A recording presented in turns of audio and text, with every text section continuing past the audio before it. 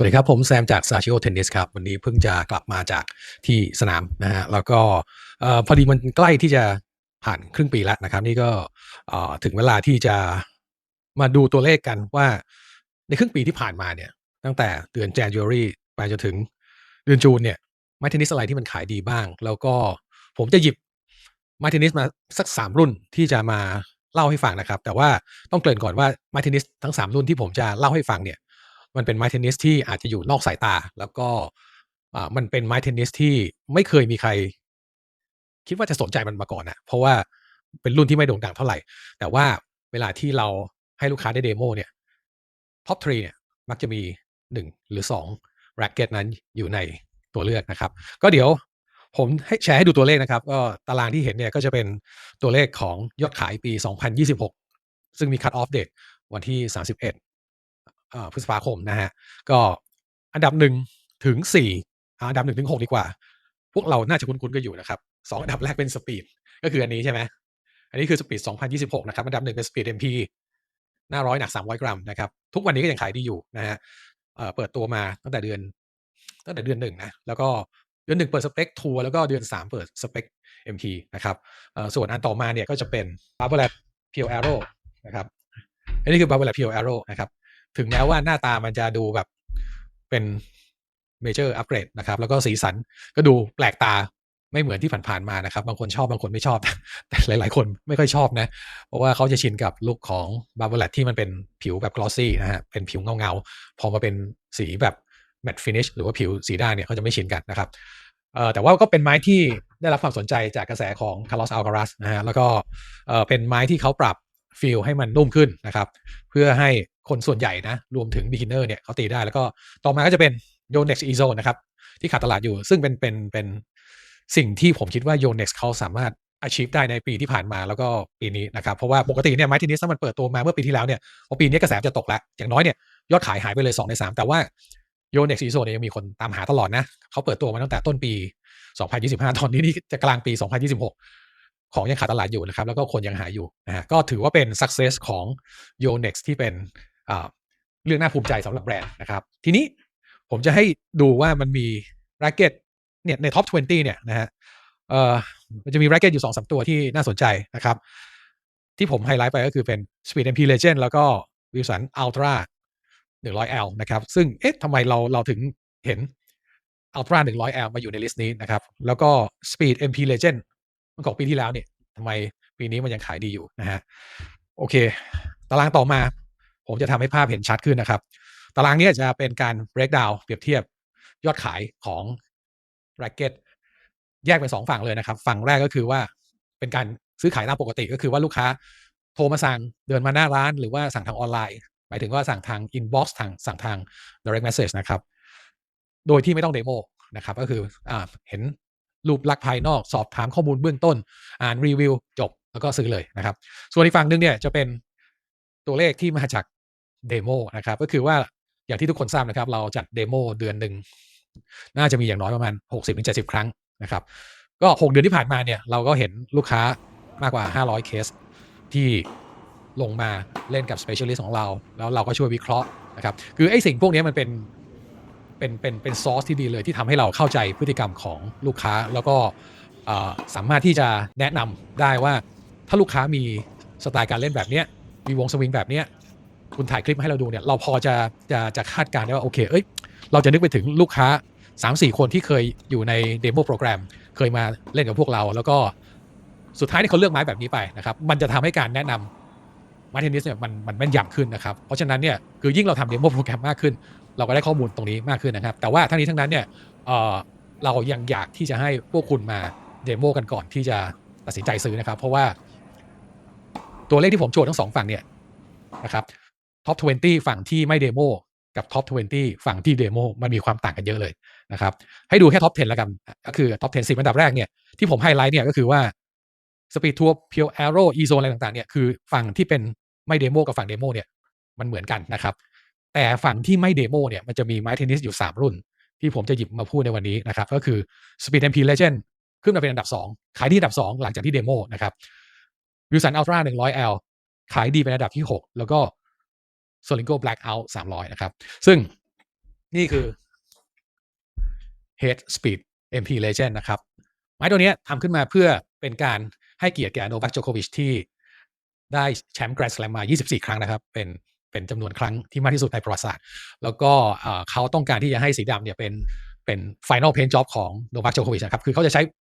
สีเนี้ยไปจนตลอดอาชีพที่เขาเหลืออยู่ก่อนการรีไทร์นะฮะไม้ตัวนี้มีสเปค300 กรัมหน้า100นะครับจุดเด่นของไม้สปีดนะฮะเฮดเนี่ยเขาบอกว่าทุกๆแบรนด์มีไม้ power ทุกๆแบรนด์มีไม้ control แล้วทุกๆแบรนด์มีไม้ spin นะครับเฮดก็มีนะครับแต่ว่า speed เนี่ยมันทำได้ทุกอย่างถ้าใครได้เห็นเป็นเหมือนกับเป็นชาร์ตของเฮดเขาเขาจะวางไม้ control ไว้มุมหนึ่ง power อยู่มุมหนึ่งแล้วก็ไม้ spin อยู่อีกมุมหนึ่งเนี่ยสปีดมันจะตั้งอยู่ตรงกลางพอดีเลยนะครับผมคิดว่ามันเป็นไฮไลท์ของสปีดเลยก็คือว่ามันเป็นไม้ที่มันทำได้แทบทุกอย่างและทำได้ดีด้วยนะฮะก็หลายๆคนที่มีโอกาสได้มาเดโมเนี่ยผมคิดว่าเขาได้เปิดโลกนะเพราะว่าในอดีตเราก็จะมีแต่บาร์เบอร์แลที่เป็นสายเพียวพาวเวอร์วิลสันเป็นสายเพียวคอนโทรลทุกคนพูดถึงแต่เนี่ยสองแบรนด์นี้นะครับโยเน็กซ์เป็นสายพาวเวอร์มีความนุ่มนวลใช่ไหมเฮดล่ะเฮดเป็นยังไงใช่ไหมครับพอลูกค้าได้มาลองเนี่ยคือเขาได้เห็นว่าเฮ้ยจริงๆมันตีท็อปสปินได้ดีกว่าบาร์เบอร์แลนี่หว่าเฮ้ยพาวเวอร์มันดีกว่าเพียวไดรฟ์อีกอะไรแบบนี้นะครับคือบางคนเนี่ยวงสวิงของเขามันเหมาะกับสปีดจริงๆนะครับไม้เฮดสปีดเนี่ยมันเหมาะกับคนที่วิ่งตีนะครับเพราะฉะนั้นเนี่ยคนที่มีแบ็กกราวด์ทางด้านการเล่นฟุตบอลการเล่นบาสเกตบอลคนพวกนี้คือเขาจะไม่อยู่นิ่งในธรรมชาติของกีฬาทั้งสองประเภทนั้นนะครับเพราะฉะนั้นเนี่ยเวลาที่เขามาเริ่มเล่นเทนนิสเนี่ยเขาจะได้ข้อได้เปรียบกับเมื่อเทียบกับคนที่ไม่ได้เล่นกีฬาสองประเภทนี้มาก่อนนะครับคือเขามีฟุตเวิร์กนะฮะแล้วไม้สปีดเนี่ยมันจะตอบโจทย์คนที่เคลื่อนที่เร็วคนที่เคลื่อนที่ตลอดเวลาคนที่แอคทีฟตลอดเวลาได้อย่างดีนะครับหลายๆเคสในเดโมนะปิดการขายด้วย Head Speed MP Legend โดยที่เขาเป็นมือใหม่นะครับซึ่งมันเป็นเซอร์ไพรส์ของเราเหมือนกันคือปกติถ้าเราไม่ได้ทำเดโมเนี่ยผมจะไม่มีทางเลคคอมเมนต์มาตัวนี้ให้กับมือใหม่เลยจนกระทั่งเรามาเห็นด้วยตาตัวเราเองว่าเฮ้ยไอ้นี่คือจุดเด่นเลยว่ะคือมันไม่ใช่แค่เรื่องคุณสมบัติของไม้แล้วแต่มันเป็นเรื่องของความฟิตว่าโอเคมันฟิตกับลักษณะของคนที่เคยเล่นกีฬามาก่อนนะครับซึ่งมันก็เป็นเทรนด์ของคนสมัยนี้คือเขากว่าจะมาเทนนิสเนี่ยเขาผ่านมาหลายกีฬาแล้วบางคนวิ่งบางคนพิลาทิสเจอบ่อยมากแต่พิลาทิสจะไปเหมาะกับมาเทนนิสอีกประเภทหนึ่งโยคะนะครับกอล์ฟพวกนี้โยคะกอล์ฟพิลาทิสอะไรพวกนี้เป็นกีฬาที่แบบไม่ค่อยได้ใช้ขาจะไม่เหมาะกับสปีดแต่ว่าถ้าคนเล่นกีฬาที่แบบอย่างบาสเกตบอลอะไรพวกนี้คือพวกนี้คือมันเป็นมูฟเมนท์ที่แบบซ้ายขวาหน้าหลังแล้วมีการหยุดการสปรินต์ออกตลอดเวลาอะไรเงี้ยมาสปีดจะตอบโจทย์นะครับแล้วก็ไฟล์บอลของสปีดเนี่ยเป็นไฟล์บอลที่สวยงามนะไม่ใช่ตีออกไปแล้วบอลพุ่งตรงอย่างเดียวคือไฟล์บอลมันจะเหินออกไปแล้วก็มุดลงท้ายคอร์ตสวยงามนะครับซึ่งหลายๆครั้งเนี่ยเวลาที่คนพิจารณาหาไม้เทนนิสสำหรับการตีท็อปสปินเพื่อให้ไฟล์บอลมันโค้งสวยงามเนี่ยเขาอาจจะไปมองแค่บาร์เบอร์แลตเพียวแอโร่นะครับหรือว่าอาจจะมองไปที่โยเน็กซ์วีคอร์อะไรพวกนี้ซึ่งมันก็เป็นไม้ที่ถูกดีไซน์มาเพื่อการตีท็อปสปินนะครับแต่ว่าสปีดเนี่ยเขาไม่เคยไฮไลท์ถึงคำว่าท็อปสปินเลยนะฮะแต่ปรากฏว่าไม้ของเขาเนี่ยเวลาที่เราเอา Data เอาคลิปเข้าไปใน AI แล้วให้มันอ่านผลออกมาเนี่ยปรากฏว่า rotation per minute หรือ RPM เนี่ยมันสูงที่สุดเลยนะครับถึงแม้ว่าโอเค ground speed มันจะไม่ได้สูงมากแต่ว่าด้วยความที่มันเป็นไม้ที่คล่องตัวมันเป็นไม้ที่เหมาะกับการ rally high speed ball นะครับแล้วก็เป็นไม้ที่ generate top spin ได้ง่ายเนี่ยผมว่ามันมีความครบเครื่องในตัวมันเองนะฮะโอเคตัวต่อมาเนี่ยจะเป็นวิลสันอัลตร้านะครับนี่คือวิลสันอัลตร้า 100L นะฮะ L คือ light นะครับน้ำหนัก285 กรัมหน้า100นะครับมี2สีก็คือสีน้ำเงินแล้วก็สีส้มชาไทยนะฮะเอาที่มันคอมมอนก่อนแล้วกันนะสีนี้สีส้มชาไทยค่อนข้างใหม่นะครับสีน้ำเงินเนี่ยเป็นขวัญใจของสาวๆที่ไม่ค่อยได้ขยับตัวนะครับต้องการแล้วก็แข็งไม่ได้มีกล้ามเนื้อไม่ค่อยแข็งแรงมากเท่ากับผู้ชายนะฮะแต่ว่าต้องการ power จากแร็กเก็ตมาช่วยนะครับคนพวกนี้เป็นกลุ่มคนที่ยืนตีบอลจากท้ายคอร์ตแล้วบอลมันข้ามไปไม่ถึงอีกฝั่งหนึ่งนะฮะไม้ตัวนี้จะช่วยได้เยอะนะครับทีเนี้ยจุดเด่นของตัววิลสันอัลตร้า 100L ก็คือเรื่องของ power ใช่ไหมครับไม้ power ปกติจะมีความแข็งแต่ว่าวิลสันอัลตร้าตัวนี้นุ่มนวลนะฮะก็ถือว่าเป็นไม้ที่เข้าทางสำหรับผู้หญิงนะครับผู้หญิงเนี่ยชอบอยู่2อย่างpower นุ่มนวล2นิ่งเสถียรไม้นี้ให้ทั้ง2อย่างเลยนะครับแถม power ดีด้วยแล้วตอนนี้ก็จะมีสีชาไทยอย่างที่เล่าให้ฟังไปนะครับนี่คือวิลสันอัลตร้าสีชาไทยนะครับซึ่งเพิ่งจะเปิดตัวมาเมื่อช่วงโรแลนด์การ์ลอสที่ผ่านมาเดือนเมษาหรือพฤษภาเนี่ยนะครับผมยังไม่ได้ลองนะแต่ว่าลูกค้าที่ได้ลองเขาบอกว่าฟีลมันไม่เหมือนกันนะครับฟีลอันนี้ดีกว่านิดหน่อย ไว้ผมลองแล้วจะมาทำรีวิวนะครับผมว่าไม้ตัวนี้น่าสนใจเพราะว่าเราไม่ได้มีไม้ที่แบบน้ำหนัก285 กรัมแล้วเป็นไม้ที่ใครๆก็ตีได้มานานแล้วนะลองนึกดิมีอะไรบ้างนะครับถ้าในอดีตก็จะเป็น Babolat Pure Drive Team นะครับแต่ว่า Pure Drive Team มันก็มีความแข็งของมันอยู่นะครับเราในตอนนี้เรามีไม้ที่เบาแล้วก็เหมาะกับสาวๆนะครับหรือว่าผู้ชายก็ตีได้นะคือถ้าเกิดว่าเป็นผู้ชายที่แบบต้องการตีชิลๆไม่ได้ต้องการแบบตีแบบทำลายล้างแข่งขันอะไรแบบเนี้ยนะฮะไม้ตัวนี้ตอบโจทย์นะครับจากที่เคยเป็นไม้นอกสายตาเลยนะวิลสันอัลตร้านี่แทบจะตกชาร์ตของวิลสันไปอยู่แล้วแทบจะไม่มีใครสนใจนะครับในเวอร์ชัน5เนี่ยเขาเอากลับมาทำใหม่นะครับแล้วก็ไปโกยญาติจากซีรีส์ต่างๆมาไม่ว่าจะเป็นสตรีมไม่ว่าจะเป็นอะไรกันคือผมจำชื่อไม่ได้แล้วแต่ว่าหลักๆเลยเนี่ยเขาจะเอาไม้สาย power ในอดีตนะครับสตรีมก็เป็นหนึ่งในไม้ของวิลสันที่เป็นไม้ power เป็นไม้ที่นักกีฬาผู้หญิงชอบใช้ในอดีตนะครับก็เขาก็จับตัวนั้นมารวมอยู่ในซีรีส์ของ Ultra นะครับแต่ว่าอันนี้เป็น Ultra Original เลยน้ำหนัก285 กรัมแล้วก็ทรงไม้ก็จะเป็นแบบคล้ายๆกับไม้ทวินเนอร์อย่าง Babolat Pure Drive นะฮะโอเคตัวต่อมาอันนี้นอกสายตาของจริงนะครับแต่ว่าอันนี้เป็น Real Gem นะครับหน้าตาอาจจะดูไม่เฟรนลี่เท่าไหร่นะครับดูแล้วคล้ายๆกับงูดูแล้วคล้ายๆกับลายพรางเนี่ยคือถ้ามันตกไปบนกองหญ้าเนี่ยเราจะคิดว่านี่มันคืองูนะฮะอันนี้คือ Solinco Blackout 285มันมีทั้ง285แล้วก็300 กรัมนะครับสิ่งที่มันแตกต่างจาก Wilson Ultra หรือว่า Babolat Pure Drive เนี่ยก็คือว่าข้างในของไม้ตัวนี้จะมีโฟมอัดอยู่นะครับลูกค้าที่มาด้วยปัญหาเรื่องเทนนิสเอลโบเริ่มเรียนเทนนิสไป3 ครั้งไม่ไหวแล้วค่ะไม้แข็งเหลือเกินมันทำให้เจ็บข้อศอกเจ็บข้อมืออะไรพวกนี้นะครับเพราะว่าไม้ที่ครูก็ให้ลองครับส่วนใหญ่ก็จะเป็นไม้แข็งๆอ่ะเพราะว่าเขาต้องการเอาไม้ power ให้ตีนะเวลาที่แบบเริ่มเล่นจะได้มีแรงส่งมาหาครูได้นะครับทีนี้ปัญหาก็ตามมาก็คือความเจ็บปวดนะฮะใครที่แบบแขนไม่แข็งแรงแต่ว่าต้องตีไม้ที่หัวหนักไม้ที่เบาไม้ที่แข็งก็เจ็บเทนนิสเอลโบนะครับหรือไม่ก็เจ็บข้อมือตัวนี้จะเข้ามาปิดแกลบตรงนั้นเลยนะครับก็คือว่ามันจะมีคุณสมบัติเรื่อง power เทียบเท่ากับพวก Babolat Pure Drive หรือว่า Wilson Ultra นี่แหละแต่ว่าสิ่งที่มันจะช่วยในเรื่องของsafety มีเยอะกว่านะครับเนื่องจากว่าเทคโนโลยีของ Solinco เนี่ยจริงๆมันก็มาจาก Wilson นะเพราะคนที่ develop ไม้ตัวนี้ขึ้นมาก็คือเคยเป็น head of R&D ที่ Wilson มาก่อนนะครับเพราะฉะนั้นเนี่ยไม้ของเขาจะฟีลคล้ายๆกับ Wilson นะครับมันจะมีโฟมฉีดอยู่ทั่วไม้เลยนะครับฟีลมันออกจะตื้อกว่าหมายความว่ามันไม่ค่อยมีฟีลนะมันก็จะตื้อกว่าพวก Ultra หรือพวก Babolat Pure Drive เนี่ยแหละนะครับแต่ว่าสิ่งที่แลกมาแล้วคุ้มก็คือความสบายแขนนะครับแล้วก็ power balance ตัวนี้ค่อนข้างจะหัวหนักนะครับถ้าดูจากตัวเลข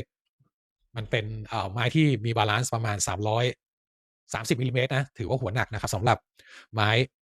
หน้าร้อยหนัก285 กรัมแต่ว่าถ้าเป็น300 กรัมเนี่ยอย่างตัวนี้300 กรัมนะครับ300 กรัมเนี่ยจะพิเศษยิ่งกว่าก็คือว่าถ้าเทียบกับ Babolat หรือว่าเทียบกับ Wilson เองก็ตามเนี่ยตัวนี้จะหัวเบาสุดนะฮะแล้วก็มันจะช่วยในเรื่องของการตีท็อปสปินนะครับเนื่องจากว่าเราเห็นลูกค้าทดสอบแล้วแฮปปีใช่ป่ะพวกเราก็เลยทดสอบกันเองบ้างนะครับก็เอาตัวนี้ไปทดสอบเทียบกับไม้ที่สเปคเดียวกันของแบรนด์อื่นนะฮะสิ่งที่มันช็อกเราที่สุดเลยนะก็คือว่าไม้ตัวนี้มันให้สปินดีสุดนะครับให้สปินดีกว่า Babolat Pure Arrow นะครับผมให้โค้ชบีมซึ่งก็เป็นหนึ่งใน Demo Specialist ของเราเนี่ยเขาลงตีเปรียบเทียบเลยในนั้นก็จะมี Babolat Pure Drive นะครับมีSolinco Blackout Babolat Pure Arrow แล้วก็อีกตัวหนึ่งอะไรไม่รู้ผมจำไม่ได้แต่ว่าผมให้ลอง4ตัวเนี่ยแล้วผลมันออกมาก็คือตัวเนี้ยให้สปินดีที่สุดนะครับในขณะที่นึกออกแล้ว Yonex E-Zone กับ Babolat Pure Drive เนี่ยจะให้ ground speed หรือว่าให้ความเร็วในแนวราบเนี่ยดีที่สุดนะฮะซึ่งมันก็จะมีความโดดเด่นกันคนละอย่างนะครับคือถ้าจะไปทาง flat เลยแนะนำว่าให้ไปทาง Yonex หรือไม่ก็ Babolat คือถ้าคุณใหม่กับกีฬานี้เลือก Yonex E-Zone นะครับแต่ถ้าคุณค่อนข้างจะเป็น intermediate หรือ advanced สามารถตีบอลหนักๆได้แม่นยำสามารถเลือก Babolat ได้นะครับเพราะ Babolat มีความแข็งถ้าเกิดว่าคุณตีแล้วมันไม่เข้า sweet spot เนี่ยเจ็บนะฮะแต่ถ้าคุณต้องการตีแรงตี flat นะครับแต่คุณยังตีไม่แม่นแนะนำ Solinco Blackout 300นะฮะสำหรับผู้หญิงก็จะเป็น285ผู้ชายก็จะเป็น300 กรัมนะครับนอกจากนี้เนี่ยไอตัว Solinco Blackout เนี่ยมันมีออปชัน2อย่างนะก็คือที่ตรงฝาปิดท้ายด้ามหรือว่าบัตรแคปเนี่ยมันสามารถที่จะซื้อตัวเวทโมจูลมาเปลี่ยนได้นะครับบวกเข้าไป5 กรัมแล้วบวกเข้าไป10 กรัมนะครับมันก็จะช่วยให้ หัวไม้มันเบาขึ้นไปอีกนะเวลาที่แบบคนที่ตีท็อปสปินเยอะๆเนี่ยจะรู้ว่าเราต้องการเร่งหัวไม้ให้เร็วเนี่ยทางหนึ่งที่ช่วยได้ก็คือการถ่วงด้ามลงมาใช่ไหมแต่ว่าการจะใช้ตะกั่วมาถ่วงเนี่ยมัน มันดูวุ่นวายนะครับใช้ไอ้เวทโมดูลตรงนี้ดีกว่านะครับแล้วก็ออปชันที่2ก็คือว่าพวกตาไก่แล้วพวกนี้นะครับเนื่องจากเป็นไม้ที่เบสเป็นสีดำเป็นส่วนใหญ่เนี่ยมันอาจจะดูน่าเบื่อนะฮะมันมีออปชันให้เปลี่ยนสีของตาไก่ได้นะครับเป็นสีฟ้าเป็นสีเขียวหรือว่าเป็นสีชมพูนะฮะซึ่งผู้หญิงหลายๆคนก็จะเลือกสีชมพูนะครับแต่ถ้าเป็นผู้ชายเนี่ยเขาก็จะคีปลุคไอ้ที่เป็นสีดำไว้หรือไม่บางคนก็จะใช้สีเขียวแทนนะฮะซึ่งมันก็จะให้ลุคที่แตกต่างออกไปดูไม่น่าเบื่อมากนะครับก็สำหรับคนที่สนใจนะอยากจะลองไม้พวกนี้นะครับจองเดโมโปรแกรมกันเข้ามานะครับอินบ็อกซ์กันเข้ามาหรือว่าส่ง direct message มาหาพวกเรานะฮะแล้วก็เดี๋ยวผมจะให้น้องที่เขาดูแลเรื่องนี้ติดต่อกลับไปนะครับนอกจากนี้เนี่ยนอกจากไม้3ตัวนี้มันก็จะมีไม้รุ่นอื่นๆที่จะให้ลองอีกนะครับในกองเนี้ยที่เห็นอยู่ข้างหลังผมเนี่ยนี่คือไม้ที่เพิ่งเปิดตัวมาตั้งแต่ช่วงต้นปีคุณคิดดูดิมันมีอยู่ประมาณจากซ้ายไปขวาเนี่ยมันมีอยู่ตั้งเกิน20รุ่นแล้วอยู่กองอยู่บนโต๊ะผมอีกตั้งเท่าไหร่นะฮะก็จริงๆมันมีไม้เทนนิสหลายๆตัวที่ผมคิดว่าฟีลมันเนี่ยอธิบายเป็นคำพูดไม่ได้นะครับมันต้องมาทดลองด้วยตัวเองผมยกตัวอย่างนะอย่างวิลสันโปรสตาร์อย่างเงี้ยนะครับวิลสันโปรสตาร์นี่มันมี2สีนะเห็นป่ะสีดำนะครับอันนี้เขาเรียกว่าคลาสสิกอันนี้คือวิลสันโปรสตาร์โรแลนด์การ์ลอสนะครับคือถ้าเราดูข้างหลังเนี่ยข้างหลังเขียนว่าโปรสตาร์คลาสสิก97ใช่ป่ะอันนี้ก็สเปคเดียวกันแต่ข้างหลังเนี่ยมันเขียนว่าโปรสตาร์ V14 เฮ้ยแสดงว่าอันนี้มันไม่ใช่ V14 เหรอคำตอบคือไม่ใช่นะครับมันไม่ใช่ V14 มันเป็นอะไรก็ไม่รู้แต่ว่าตีแล้วไม่เหมือนกันนะครับอันนี้จะเข้ากับ N Poly ได้มากกว่าขึ้น N Hybrid ไปแล้วพินาศทุกอันเลยนะครับไม่ว่าจะเป็นการ์ดอลูไม่ว่าจะเป็นมัลติกับอลูหรือว่ามัลติกับซิงค์ไม่เวิร์กสักอย่างเลยนะครับแต่พอขึ้น Barbell RPM ไปโอ้ใช้ได้เลยนะครับส่วนอันเนี้ยจะ user friendly กว่าถ้าเกิดว่าคนเป็นสายคลาสสิกนะครับแนว old school นิดๆเนี่ยผมแนะนำให้ซื้ออันนี้ดีกว่านะอันนี้ก็เป็นตัวอย่างนะครับที่มันเกิดจากการทดลองของเรานะเพราะว่าคือบางทีเนี่ยการที่เราไปเซิร์ชในเว็บไซต์หรือว่าไปเซิร์ชใน AI ถาม AI เนี่ยเอาจริงๆนะมันตอบมั่วนะครับหลายๆครั้งเนี่ยผมลอง challenge มันก็คือว่าให้มันหาฟีดแบ็กว่าโอเคN อันไหนที่มันเข้ากับไม้ head speed มากที่สุดโดยที่ขอเป็นเอาแบบซอสที่เชื่อถือได้นะสมมุติผมเนมชื่อร้านผมไปเลยบอกว่าคุณเป็นสตริงเกอร์ที่ร้าน Sagio Tennis เนี่ยคุณแนะนำ N ที่เข้ากับ head speed ได้หรือเปล่ามันมั่วขึ้นมาเลยครับเพราะฉะนั้นเนี่ยการที่จะถามเรื่องเกี่ยวกับฟีดแบ็กเกี่ยวกับ AI ผมก็เห็นลูกค้าหลายคนนะมายืนดู AI หน้าร้านผมเลยทั้งที่แบบตัวเราก็อยู่ตรงนั้นนะจริงๆก็น่าจะถามเรามากกว่าแต่ก็โอเคเราก็ต้อง respect ในความคิดเห็นของเขาแต่ว่าหลายๆครั้งที่ AI มันแนะนำออกมาแล้วมันเบสออนจากข้อมูลที่มาจากต่างประเทศนะครับที่มาจากอเมริกามาจาก Tennis Warehouse อะไรพวกนี้แล้วแบบ demographic คนก็แตกต่างกันแล้วคนของเขาคือสูง180อัพน้ำหนักเกิน90กิโลกรัมเขาสามารถใช้ไม้หนักๆได้แล้วถ้าเกิดว่าเขาบอกว่าคุณต้องใช้ N ที่ Luxilon Alu Power ขึ้น54ปอนด์เงี้ยกับผู้หญิงตัวเล็กๆไหวเหรอนะฮะอะไรอย่างเงี้ยเป็นต้นซึ่งผมคิดว่าถ้าจะให้มันแม่นยำที่สุดคือคุณต้องมาลองด้วยตัวเองนะครับหรือไม่ก็ถามพวกเราเพราะว่าพวกเราก็ทำมาแล้วกว่า500เซสชันนะเฉพาะเดโมเนี่ยคือเราเห็นมาแล้วว่าโอเคคนไทยจะมี common pain ประมาณนี้เราจะแนะนำได้แม่นยำกว่านะครับก็ขอฝากไว้นะครับสำหรับคนที่อยากจะมาลองไม้เทนนิสรุ่นต่างๆนะครับอินบ็อกซ์กันเข้ามา direct message กันเข้ามาแล้วเดี๋ยวผมจะให้น้องที่เขาดูแลเรื่อง demo โปรแกรมเนี่ยติดต่อกลับไปนะครับสำหรับวันนี้ขอบคุณครับสวัสดีครับ